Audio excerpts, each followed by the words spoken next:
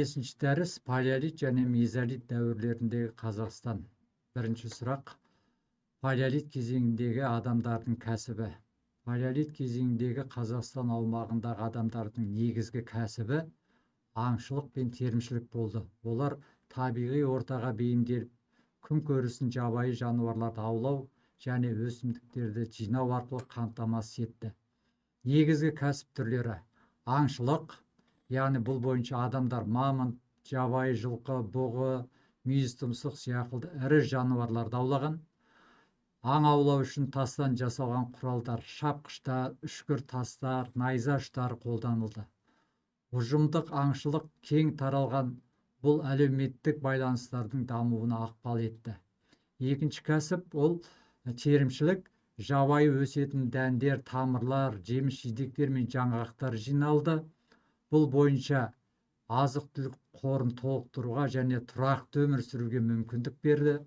Балық аулау кеңірек дами бастады және мезолит пен неолитке жақын кезеңдерде өзен, көл маңында балық аулау кәсібі пайда бола бастады. Еңбек құралдарына келетін болсақ, тас дәуірінің адамдары қол шапқыштар, қырғыштар, кескіштер сияқты құралдарды өздері жасап, оларды аң аулау мен терімшілікке пайдаланылды. Құралдар негізінен кремний, кварцит сияқты тастардың түрлерінен жасалса, енді осы уақытта тұрмыс салты мен қоршаған ортада жаңағы маңызды рөл атқарған болатұғын. Себебі табиғат жағдайлары Қазақстанда біршама өзгеріске ұшырады. Себебі мұз басу дәуірі болды да, осы кезеңде Қазақстан территориясында ірі аңдар мекендеген. Міне осы ірі аңдарға байланысты аң аулау өзгеріске ұшырап отырды. Енді екінші сұраққа келетін болсақ, бұл мезолит кезеңі, бұл біздің заманымызға дейінгі 12-5 мыңжылдықтарды қамтиды. Яғни мезолит деген сөздің мағынасы палеолит, неолит сияқты өзінің негізгі ұғымы бұл орта тас дегенді білдіреді екен. Ол уақытта жоғарыдағы лекциялардың басында негізінен сөз қозғап кеткенбіз. Адамдар осы кезеңде үлкен өмірінде төңкеріс жасаған садақ пен жебенің ойлап табылуы. Осы садақ пен жебенің ойлап табылу нәтижесінде көптеген аңдарды аулау барысында жараланған аңдарды қолға үйрету ісі жолға қойылды. Яғни біздің заманымызға дейінгі 14-12 мыңжылдарда күн жылынып, мұз еру дәуірі аяқталып, қазіргі Қазақстан жерін тоң болып қатып жатқан мұз солтүстікке, яғни солтүстік мұзды мұхитқа қарай жылжыды да, Қазақстанда қазіргі климат қалыптасты. Соның нәтижесінде ірі аңдар жойылып, оның орнына орташа жүйрік аңдар қалыптасты. Міне осы жүйрік аңдарды бұрынғыдай қаумалап ұстап, орға жығу арқылы аулау мүмкін болмады. Нәтижесінде адамзат садақ пен жебені ойлап табуға мәжбүр болып, соның нәтижесінде қандай да бір орташа жүйрік аңдарға жасырынып, белгілі бір қашықтыққа жеткеннен кейін жаңағы сол аңды атып алады, немесе жараланған аңдарды қолға үйрету ісі басталды. Ал мынандай сұрақ туады: ең алғашқы қолға үйретілген жануар қайсы дегенге келетін болсақ, бұл әрине кейінгі палеолитке, яғни оның алдындағы орта палеолит, неандерталь кезеңіне сәйкес келеді. Неандерталь кезеңі орта палеолит пен кейінгі палеолит, кроманьон адамдар өмір сүрген кезеңмен, яғни итті қолға үйреткен.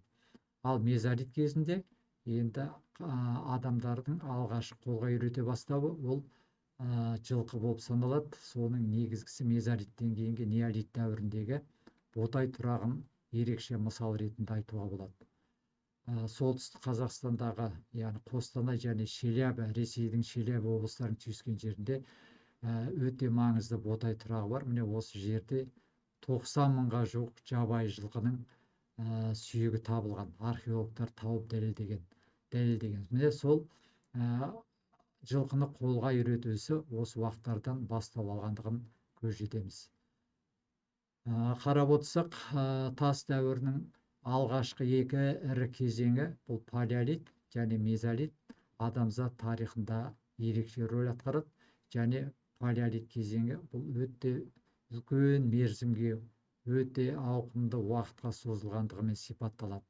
Нақтыласақ, жаңағы палеолиттің өзі үш кезеңге: ерте палеолит, орта палеолит, кейінгі палеолит болса, ал одан кейінгі кезеңде адамзат өміріне үлкен жаңалықтар әкелген ол мезолит дәуірі деп атап өтеміз.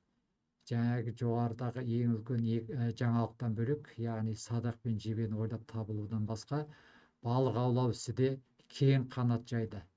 Бұғанға дейін балықты сүңгілер арқылы, немесе гарпун деп айтамыз, сол арқылы ауласа, енді осы уақыттан бастап ауларды пайдалану қолға алынып, нәтижесінде балық аулау ісі де кең қанат жайды. Және алғашқы қолға үйретілген аңдармен бөлек, егіншілікте негізі осы уақытта ақырындап біліне бастады. Әрине, ол неолит кезеңінде нақты бекіп, нақты орныққан болатұғын. Мезолит дәуіріндегі қоныстарға келетін болсақ, бұл негізінен солтүстік Қазақстанда Мичурин, Боголюбов, Явленка сияқылды тағы басқа алдарыңызда тұрған слайдтан көрулеріңізге болады. Қорыта айтқанда, палеолит, мезолит дәуірі Қазақстан тарихында маңызды орын алады.